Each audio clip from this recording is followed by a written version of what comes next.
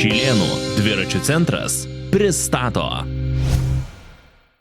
Sveiki. Šiandien mūsų tema irgi kaip visada yra susijusi su dviračiais, o konkrečiai su krepšiais. Aš manau, visi žino, kad važiuojant ilgos distancijos, jums reikia kažkur patalpinti savo daikčiukus, savo palapinį, savo mėgmaišį ir taip toliau. Tai šiandien pas mus svečiuojasi dviračių entuziastas Evaldas, kuris papasakos apie krepšius Apidūrą. Sveiki, Evaldai. Sveiki, Valentinai. Tai pirmas klausimas galbūt ir bus konkrečiai apie dviračių krepšius. Kaip atsitiko taip, kad teko prekiauti krepšiais? Ir kodėl Apidūra? Kodėl teko prekiauti, nes 20 metų važinėjau su dviračiais. Gegužės 16 dieną bus 20 metų, kitų metai 26 metų. Ir visi aplinkui žinojo, kad esu dviračių mėgėjas. Ir istorija ganėtinai tipinė. Sėdėjom su draugais bare, paklausė, kodėl Valdai tu vis dar neturi savo ar dirbtuvę, ar savo parduotuvės. Ir sakau, tai davai atidarom. Ir su vienu iš tų draugų mes ir atidarėm savo tokią online parduotuvę, nes čia ir yra hobis. Ir pradėjom prekiauti dviračiais, bet kaip tik pradėjo kilti bikepackingo tema ir mada bendrai. Nes bikepackingo krepšiai iš savęs tai yra ganėtinai jaunas dalykas, 10-15 metų, kaip jie yra atsiradę. Ir tada šiaip žiūrėjau įvairius video tų pradedančiųjų bikepackerių ir man visai sudomina šitą temą. Ir kadangi jau turėjom tą parduotuvę, nutarėm, kad čia visai nebloga būtų niša turbūt į Lietuvą atvežti Apidūrą, nes prieš tai niekas Lietuvoje jais neprekiavo. O kodėl Apidūra? Nes jie yra pradininkai bikepackingo, iš principo jie vieni pirmųjų sugalvojo kaip po tokį principą. Kaip po tokį bikepackingo krepšio idėją vieni iš pirmųjų buvo. Nežinau, ar pirmieji, ar vieni iš pirmųjų, bet jie buvo tokie pradininkai. Ir jie sugalvojo visą šitą konceptą tokį kaip po krepšių. Tokių. Tai va čia buvo turbūt vienas momentas. Nutariau tiesiog, parašiau jiems tiesiogiai, nes dauguma gamintojų neprekiauja per distributorius. Pasirodė, kad jie neturi jokių distributorių Lietuvoje ir jie tiesiogiai prekiauja.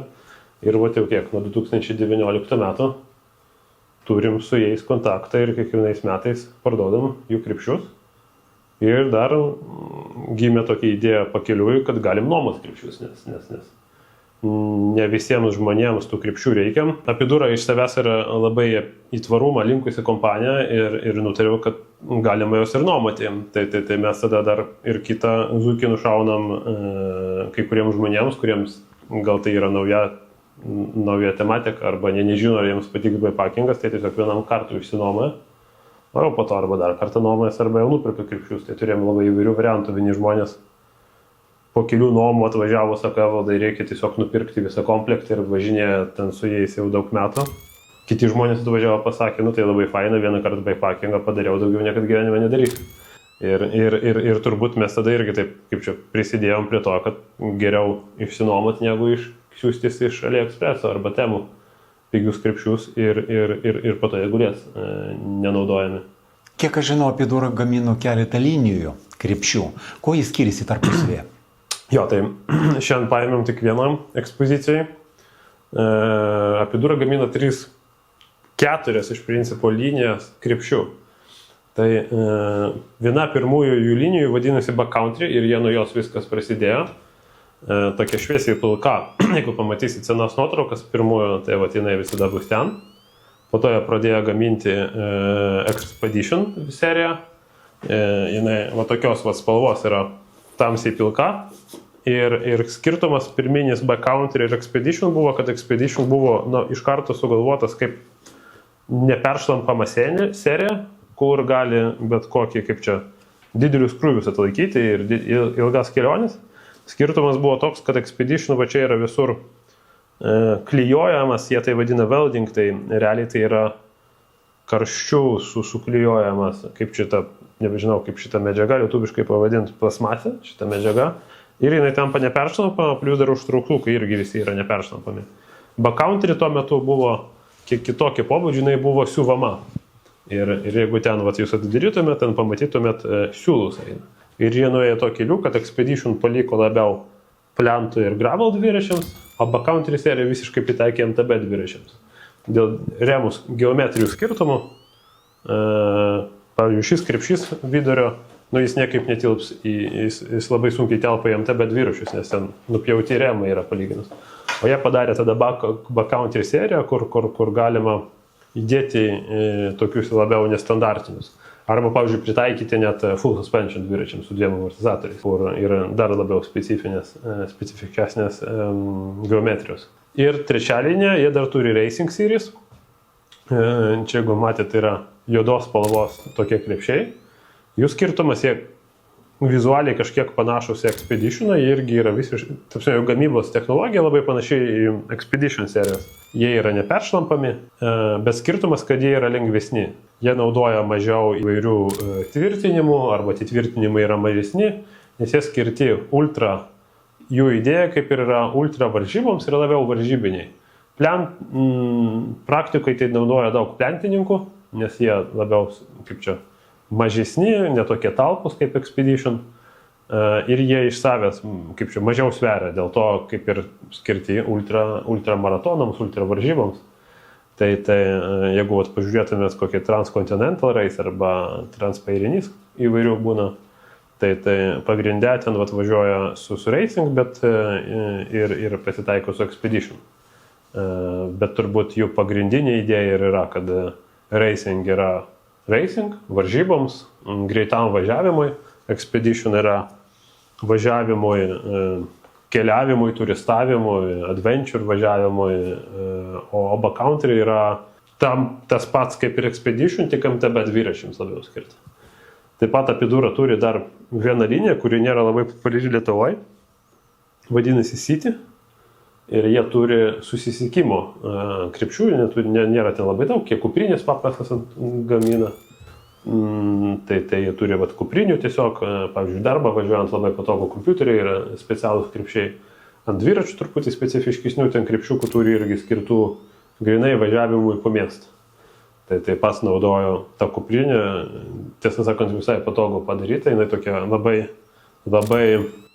paprasta, bet turbūt dviračių grožis ir yra paprastume. Jo, nors vizualiai jinai panašiai kaip Expedition, jeigu žmogus nežino, kad čia yra, jis iš tolo neatskirtų, kad čia yra ta City serija, o čia iš tiesų yra, o ten yra truputį skiriasi, bet medžiaga žiauriai panašiai. Ketvirta dar yra tokia kaip ir, nežinau, kaip čia atskira linija jie nevadina, jie vadina kaip ir aksesoris priedai prie šitų, jie neturi kaip pakabelą, jie turi tokius mažiukus krepšiukus, kur pats iš savęs krepšiukas susideda į kumščio dydžio pakuotę ir, pavyzdžiui, važiuoja, nežinau, gali įdėti į krepšiuką savo pagrindinį, važiuoji, nori nueiti į parduotuvę, paėmė su savim kaip ir parduotuvę ir tokią mini kuprinę galima iš jo padaryti arba per petį permest ir tokius kaip daugkartinių naudojimų maišelius galima naudoti, kaip sugalvosi, taip ir naudosi. Pavadinkim tai 4 linijos. Ir po to dar turi įvairių priedų.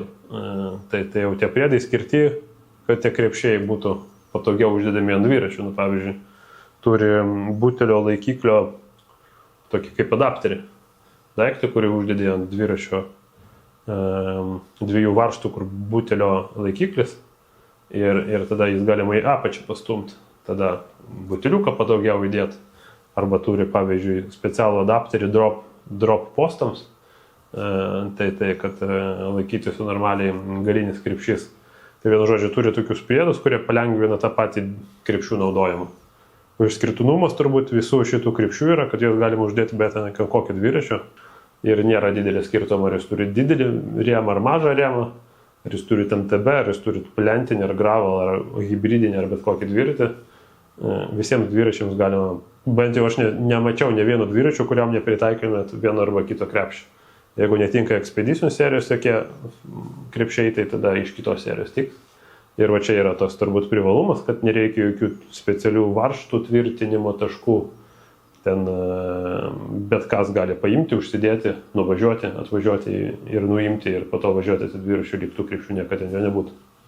Ar galima kažkaip padalinti visus dviratininkus, kurie perka tos krepšius į kategorijos, kad pavyzdžiui 10% perka plentiniam dviračiui, 90 baikpakingui, turistavimui ar taip toliau. Kokie yra santykiai tų pirkėjų? Aš sakyčiau, kad Lietuvoje, kiek esu susidūręs, turbūt visų pirma 99% visų perka iš pradžių turistavimui, nes pas mus praktiškai nėra žmonių, kurie užsiiminėtų tik varžyboms, važiuotų tik varžybas, nes visi vis tiek naudoja 99% turistavimui.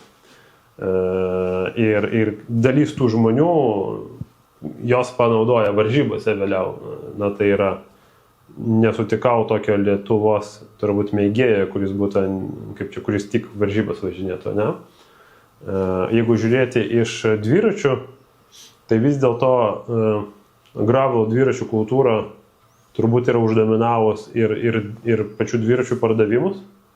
Ir ypač jinai dominuojanti yra bikepackingo srityje, nes tam turbūt labiausiai ir pritaikyti dviračiai yra, nes turi ganėtinai patogią sėdėseną ir turi pakankamai plačias padangas, kad galėtum visur pravažiuoti, tos ganėtinai aktualų turizme, kad tu galėtum važiuoti bet kur ir praktiškai bet kokiam sąlygom.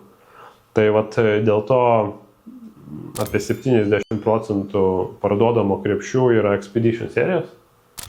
Ir jie tokie yra patys universaliausi ir labiausiai tinkantis tam statistiniam, turbūt vidutiniam statistiniam dviračiui, kuris Lietuvoje bikepakina, gal taip pavadinkime. Kaip dažnai žmonės kreipiasi dėl remonto krepšių? Dėl remonto krepšių esu turėjęs, tiesą sakant, kelis atvejus. Dauguma iš tų atvejų, kaip ir sakiau, apie durą didelį dėmesį teikia tvarumui.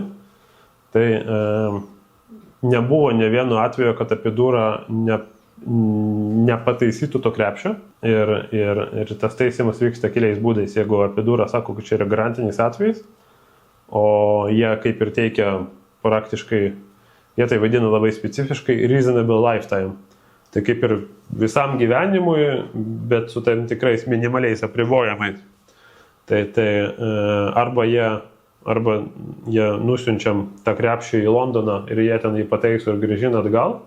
Jeigu mato, kad taisymas bus, kaip čia, nusiųsti į krepšį į Londoną, jį ten taisyti ir atgal bus blogiau negu tiesiog naują duot, tai kartais pakeičia naujų.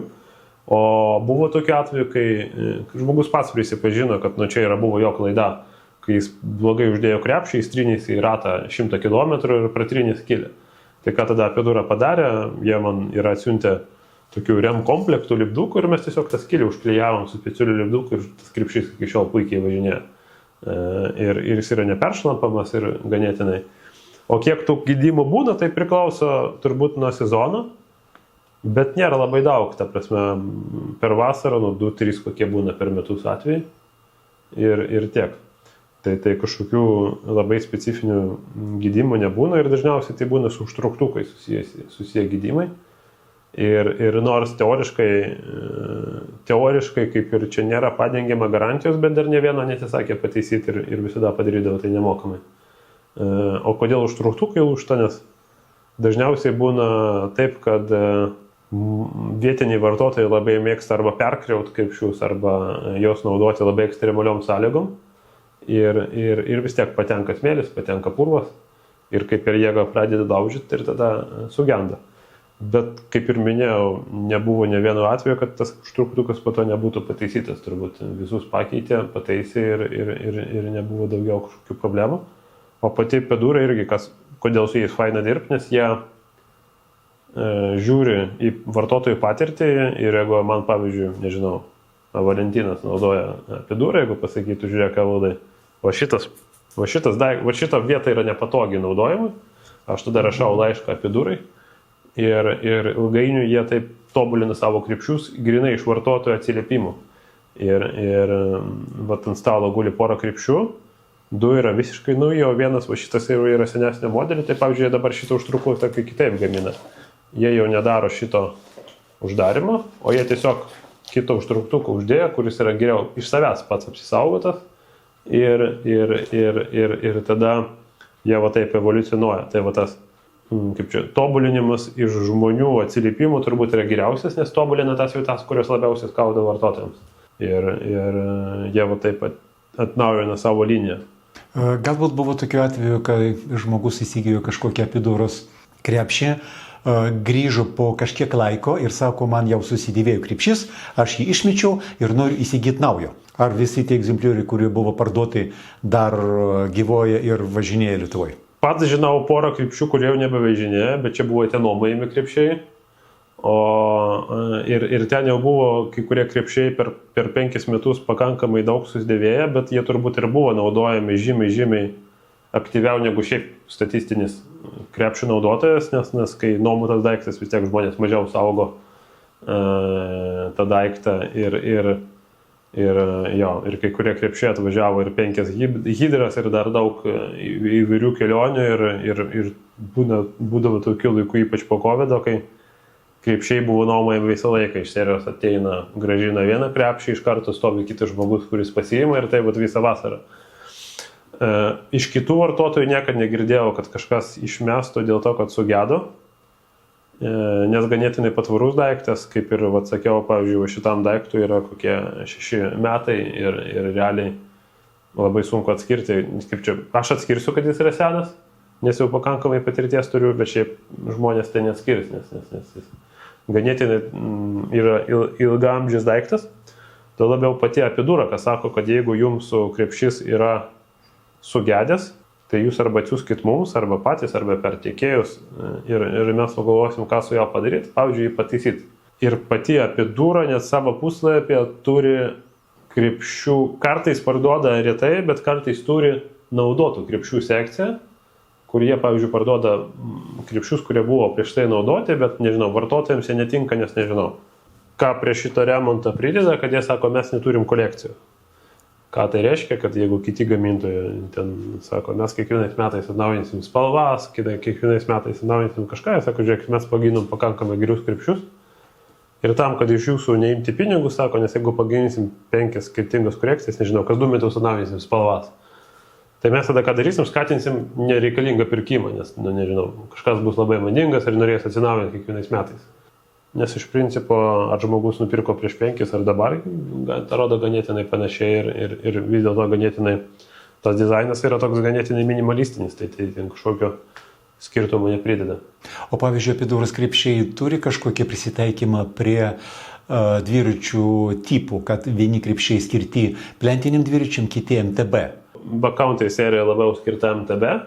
Ir kalnų dviračiams, o Gravel Racing skirta visiems kitiems dviračiams, kurie tinka, kurie yra plentiniai, hibridiniai, bet kas.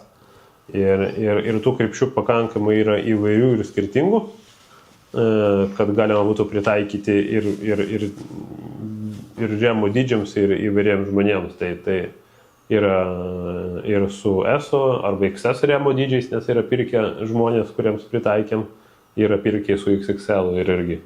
Vis tiek atrodo ganėtinai neblogai. Kokios Apiduros krepšių elementai yra daugiausia vertinami pirkėjų? Užtrauktukai, lipdukai, kažkokios virvutės? Sunku įvertinti produktą iš jo izoliuoto vieno elemento. Turbūt reikėtų vertinti patį produktą kaip visą produktą ar kaip visą komplektą produktų. Taigi jie ganėtinai gerai tvirti ir išlaiko savo ilgaamžiškumą ir su jais galima važiuoti toliau, nebijant, kad kažkas atsitiks. Kitas momentas, tie krepšiai yra ganėtinai minimalistiškai pagaminti ir neturi kažkokių labai super ypatingai sudėtingų sprendimų ir viskas yra padaryta ganėtinai paprastai, o paprastai reiškia ganėtinai patikimai. Trečias reikalas yra, kad jie ganėtinai lengva naudotis ir jie išlaiko savo formą važiuojant, ne per šlampumas. Ir turbūt dizainas. Ir vis toliau matau, kad kai kurie vartotojai vertina ir tą patį ilgaamžiškumo ir tvarumo klausimą. Ir buvo vartotojų, net turėjau vieną atvejį, kai žmogui siūlėm naują krepšį, bet sakė, nenoriu naujo, man pataisykit tiesiog seną ir aš turėjau su juo važinėti. Tai rodo, kad vis dėlto dviratininkai iš savęs yra labiau turbūt linkę į ekologiją ir tą išsaugojimą, neperteklinį naudojimą. Galbūt yra kažkokie patarimai dviratininkam, kurie perka Apiduros krepšius dėl jos priežiūros? Apiduros priežiūros kažkokios labai specifinės nereikia. Vienas reikalas, jos reikia naudoti pagal paskirtį. Ir jeigu turit krepšį, kuris tarpina 1 litrą, būtų gerai netarpinti 2 litrų daiktų. Tai čia turbūt tokia pagrindinė specifika. Lietuvos pirkėjas labai mėgsta nupirkti krepšį ir po to jį perkraut, dėl ko arba tas krepšys funkcionuoja neteisingai, arba tampa peršlampamas, nes neužsidaro gerai, arba tiesiog suplyšta. Turėjome vieną atvejį, kai pataisim krepšį, jis buvo smarkiai perkrautas ir tai matėsi tiesiog, kad jis jau kaip čia per jėgą jau buvo suplėšytas. Dėl to dažnai nukrenčia užtrauktukai. Plauti jų iš principo labai stipriai nereikia. Kaip ir sakiau, šitas krepšys yra naudotas daug metų, bet ir praktiškai gal ne karto nebuvo plautas arba tiesiog. Patarimas yra paprastas, paėmas paprastą skuduriuką arba kokią kempinę šlapę ir su švelniu muilu tiesiog praeinat. Ir tiek tos priežiūros. Kažkokių specifinių valiklių nereikia naudoti. Ganėtinai paprasta priežiūra. Labai stipriai nesimato net to purvo dėl jų spalvos, bet sakau, aš tiesiog paėmu arba kempinėlės, arba kokį skuduriuką, truputį vandens, truputį lengvo muilo ir praeini taip ir to pakankamai užtenka priežiūrai. Galbūt teko girdėti apie kompanijos Lietuvoje, kurios gamina krepšius pagal užsakymus. Aš turiu minėti, ar visi perka standartinius? Tai apie kompanijas negirdėjau, apie įmonės tokias, kurių siūlo krepšius negirdėjau, nebent jos yra užsislėpusios labai stipriai. Bet žinau, kad yra žmonių, kurie gamina pagal užsakymų krepšius ir jie gali pritaikyti krepšį kiekvieno individualiam rėmui.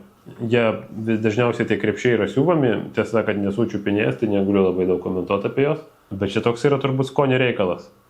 Kaip ir yra apidūros konkurentai, kai kurie žmonės sako, tai pirkau tą kito gamintojo krepšį, nes, sako, irgi ganėtinai kokybiškas daiktas, bet man dizainas labiau patinka. Kai kurie sako, žinau, kad apidūra neturi kažkokį funkcionalumą, kur turi kiti, bet man jų dizainas patinka, dėl to pirksiu.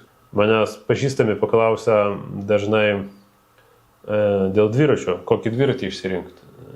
Tai turbūt būna 2 klausimai pagrindiniai. Pirmas, kur važiuosi? Nes nuo to reikėtų taikyti dviratį, kitas yra, kiek pinigų galės tau leisti. O trečias patarimas yra, tai žiūrėk, pasiimi nuo šito iki šito ir žiūri, kuris tau gražiausias. Tai su krepšiais irgi turbūt pirmas dalykas, jie turi būti mums patiems gražus. Ir jeigu daiktas bus labai praktiškas, bet labai negražus, tai nebus malonu jį naudoti. Tai apidūra man irgi, jeigu jums tas krepšys yra gražus, tai gerai, jeigu jis yra negražus, tai gal tada reikia rinktis kitą gamintoją, nes mes kaip mėgėjai, neturim per daug privilegijų, kad galėtume naudoti negražius daiktus, kurie akiai mums yra nemalonus. Bet jie labai orientuoti į dabartinių produktų tobulinimą. Ir kartais būna tai tokie smulkus patobulinimai, apie kuriuos jie net labai garsiai nešneka. Pavyzdžiui, jie atnaujina kažką, parašo ten tokiam internete tiekėjams, kad žiūrėkit, mes šitą atnaujinam, bet realiai nuo to jūsų gali būti, kad klientai labai stipriai nepajus, bet čia yra tobulesnė gamybos technologija ir tiesiog po truputį užsikeičia tie nauji krepšiai naujais. O nesenai jie paleido naują seriją Aero. Tai skirtumas toks, kad tie krepšiai, jie jos testavo su įvairiais dviratininkais įvairiuose sąlygose ir net vėjo tunelėje ir padarė skaičiavimą, kad tam tikrais atvejais su tais krepšiais dviračiai tampa greitesni negu be tų krepšių. Testavimai vėjo tunelėse parodė, kad nuo to dviratis tampa greitesnis negu be šitų krepšių. Tai toks, specifinis atvejis, kur labai dažnai to neatsitinka. Tai šitą krepšį daug metų testavo, nes jie apie jį pradėjo šnekėti jau senai, bet kol neištobulino iki to norimo rezultato, jie nepaleido to į rinką. Tai tas labai gerai, nes nuo to mažėjo turbūt nepasitenkinusių žmonių kiekis ir ganėtinai gali drąsiai pardavinėti tada. Vieniems reikia tiesiog daikto, kurie galėtų, kišenėse vežioti telefonų ar darbą kažko, tai jie nupirka to aptubo krepšiuką, yra su varžtais ir varžtų priremų įdeda ir čia telefoną įdeda kokį, piniginę, šokoladuką, geliuką, bet ką galima įdėti. ir čia savo patogiai po ranką vežti jį. Nežinau, dar kažkam reikia powerbanką įdėti. Sako, važinėjau darbą, tai reikia REM komplektą, powerbanką įdėti, kad lemputę galima būtų maitinti. Tai čia vat yra ir šitam krepšė, ir šitam yra specialios skylutės, po to uždaromas, kad tu gali laidą prakišti ir krauti kartu lempą. Aš, pavyzdžiui, mėgstu kartais naktį išvažiuoti, tai labai patogu įdėti čia powerbanką, prakišė laidą ir jis visą laiką kraunasi tada tą lemputę ir niekad neišsikrauna praktiškai.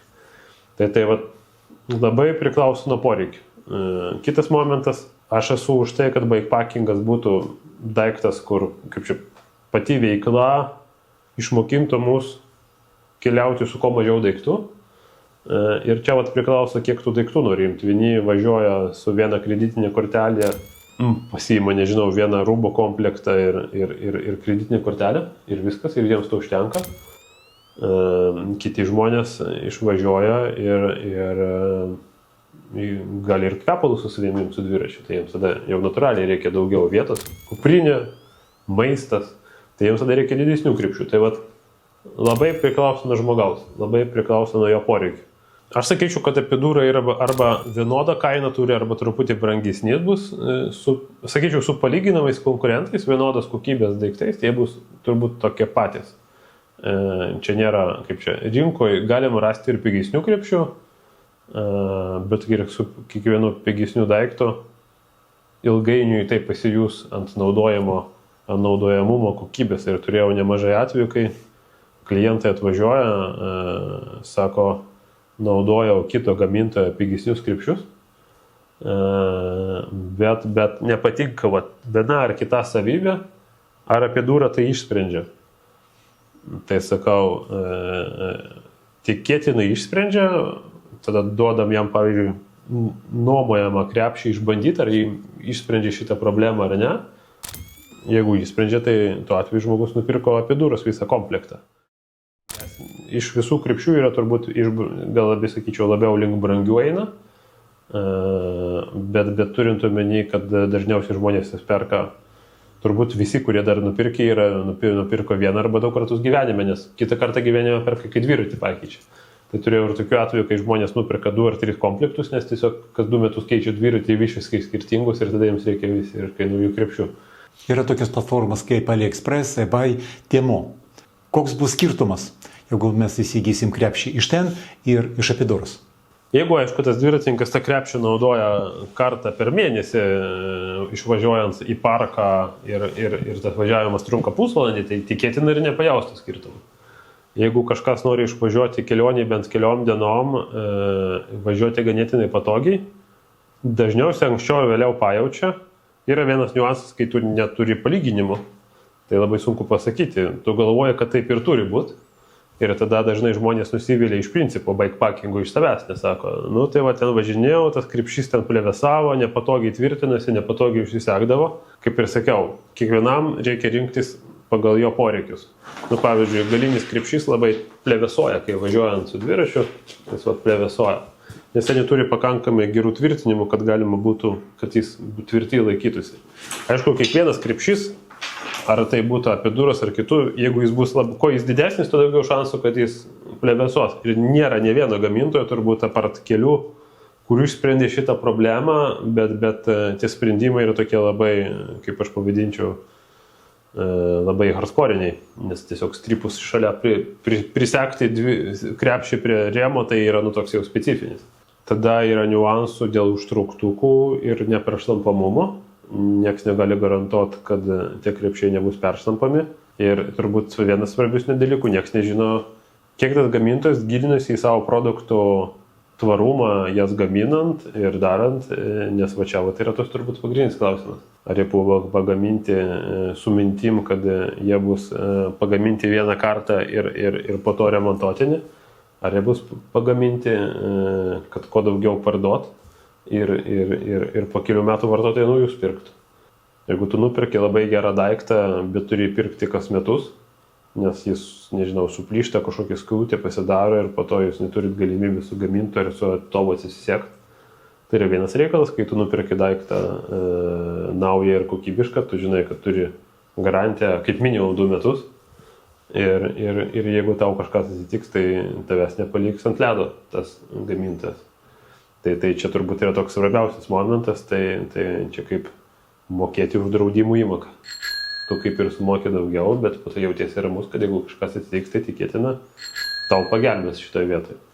Noriu padėkoti Evaldai už pokalbį, o žiūrovai priminti, jeigu jūs turite kibirą šašlykų ir norite išvažiuoti į ilgą kelionę ir nežinote, kur dėti tą kibiriuką, galite drąsiai kreiptis pas Evaldą ir jis jums patars.